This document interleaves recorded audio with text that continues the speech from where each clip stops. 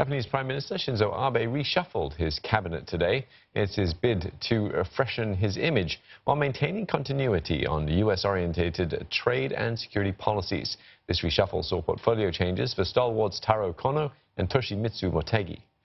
Well, Mr. Kono, previously the foreign minister, now takes over defense, while Mr. Motegi will switch from economy to take over as foreign minister.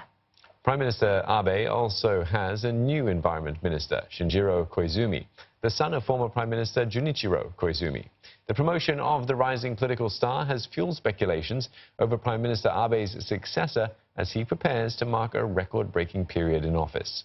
Now, for the latest, let's hear from our senior correspondent, Michio Ishida, and she's speaking to us from Tokyo. So, Mitch, we've heard about Prime Minister Abe's new cabinet today. Any surprises there? Well, last night on a Tuesday evening, we had a sort of an idea who will be appointed to which post.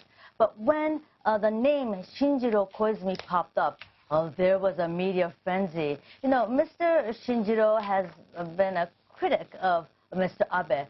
He did not vote for Mr. Abe in the Liberal Democratic Party presidential election last year. And so it seemed like they burned bridges.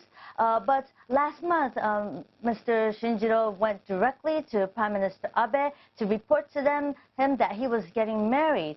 And after that, Mr. Abe came out, spoke to reporters and said, hey, when I was about to get married, I reported to Junichiro, his father. So it's the same thing, and he was all in smiles. So perhaps that incident mended ties, and this portfolio was given to Mr. Shinjiro. But we have to also keep in mind that looking at this new cabinet, there are many that Mr. Abe has chosen who are his very close aides. That means there are many cabinet ministers who will not speak against Mr. Abe's policies. Speaking of one that is familiar to Mr. Abe, Mr. Motegi, the new foreign minister, he's been appointed today. How do you think this will affect diplomatic ties with neighboring countries and the U.S.? Well, Mr. Motegi has been the chief negotiator regarding U.S.-Japan trade. And what analysts are saying is that talks went smoothly quite quickly. And perhaps by the end of this month, Mr. Abe and U.S. President Donald Trump will be able to sign an accord. And Mr. Abe is actually hailing Mr. Motegi for doing his job well. Also, Mr. Motegi has been involved in notching the CPTPP, and he's been regarded as an expert in economic affairs, financial affairs, with many experience in cabinet posts. However, how he will deal with South Korea. Japan has sour ties with South Korea lately, and it's to be seen how he will deal with South Korea. All right, so from foreign minister to defense minister, what's the significance, do you think, of Mr. Kono's new appointment? Well, Mr. Kono has been traveling extensively around the world. He's been accompanying Prime Minister Abe. He went to Iran, spoke to leaders there, and he's a strong advocate against, North Korea's missile test.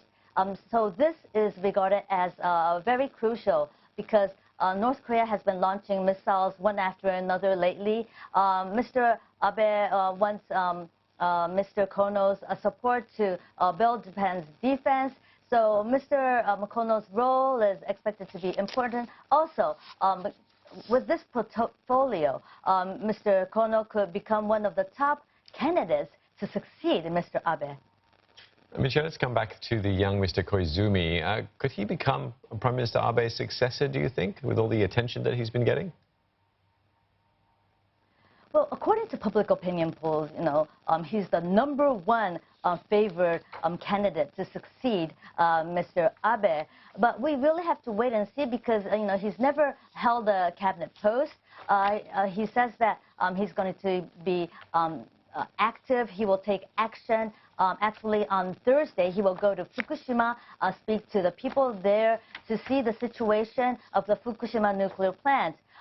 If you recall, his predecessor has said that the best idea to deal with the mounting contaminated water in the Fukushima plant is to dump it into the sea. Well, let's see what kind of idea Mr. Koizumi has, because his father has been a strong advocate of a movement against nuclear power. So we will see what Mr. Shinjiro will do.